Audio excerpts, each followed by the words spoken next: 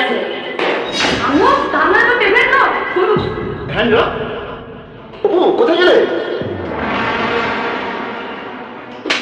তুই তোর বাবাকে কি বলতে চাচ্ছিলি? এটাই যে তুই প্রেগনেন্ট না। আমার প্রেগনেন্ট না, শুধু শুধু বাবাকে ঠকাচ্ছ কেন? মনে হচ্ছে তুই বেঁচে থাকতে চাচ্ছিস না, তাই তো? যদি বেঁচে থাকতে চাস তাহলে চুপচাপ বসে থাক, না হলে তোর এমন অবস্থা করবো না তোকে তোর বাবা খুঁজে পাবে না। তুই আর তোর বাবাকে আমাকে পাগল পেয়েছিস যে তোর মতো একটা বড় একটা সতীনের ছেলে থাকতে আমি এই বাড়িতে বিয়ে করবো? আরে আমি তো এই বাড়িতে বিয়ে করছি শুধুমাত্র তোর বাবার টাকার জন্য। ডক্টর আঙ্কেল, আপনি তো সবই জানতেন, তাহলে আমার বাবাকে সব সত্যিটা বললেন না কেন? আরে পাগল ছেলে কিন্তু বোঝে না দেখি। আরে আমি কোনো ডক্টর না, আমি ওপর বয়ফ্রেন্ড, তাই ডক্টর সেজে এই বাড়িতে এসেছি। তো বাবাকে বলেছি ওপর পেটেতে সন্তান আছে, সে খুব দুর্বল, আর তাকে দেখাশোনা করার জন্য একটা ডাক্তার লাগবে, আর ডাক্তার তো আমি নিজেই সেজে ফেলেছি। তাই এখন এই বাড়িতে এসে আমি ওর সাথে সময় কাটাতে পারছি, আর সেটা তুই দেখে ফেলি। হ্যাঁ, আমি আমার বাবাকে সব বলে দেবো। যান, তুমি কিছু টেনশন করো না তো, ওর বাবাকে কিছুই বলবে না। ওর বাবাকে সবটা বলার আগে ও দুনিয়া থেকে সরিয়ে ফেলবে। না না আম্মু, আমাকে কিছু বলো না, আমি বাবাকে কিছু বলবো না। কিন্তু দেখো 9 মাস পরে আমার বাবা সত্যি সত্যি সব জেনে যাবে, সত্যি কথা সবার সামনে চলে আসবে, তখন কি করবে? আরে পাগল ছেলে, তারও প্ল্যান করা আছে। তোর বাবাকে বলতো আমার মিসক্যারেজ হয়ে গিয়েছে, পেটের মধ্যে বাচ্চা মারা গেছে, আর তোমার লাগে ডাক্তার তো আছেই। যা, এবার চুপচাপ রান্নাঘরে গিয়ে আমাদের জন্য চা বানিয়ে নিয়ে যা।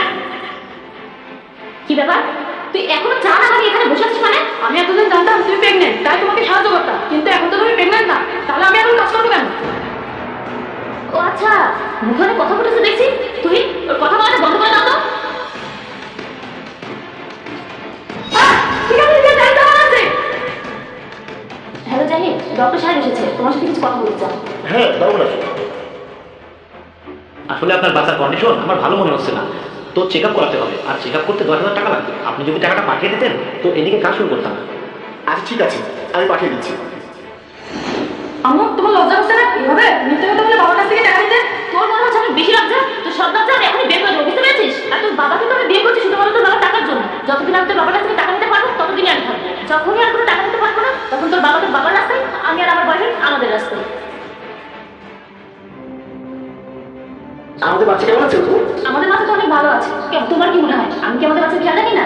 আমি তো আমাদের বাচ্চাকে অনেক যত্ন করে রেখেছি, কিন্তু তুমি হঠাৎ করে এখন এই সময়? আসলে অপু, তোমার তো ডেলিভারির সময় হয়ে গিয়েছে, তাই আমি ভাবলাম এই সময়টুকু তোমার পাশে থাকি। আর অফিসারকে বললাম, উনিও রাজি হয়ে গেলেন, আর উনি খুব খুশি হয়েছে। আর উনি বলেছেন যতদিন না তোমার ডেলিভারি হয় ততদিন আমি যেন বাড়িতে থাকি আর তোমার সেবা যত্ন করি। ঠিক আছে। আরে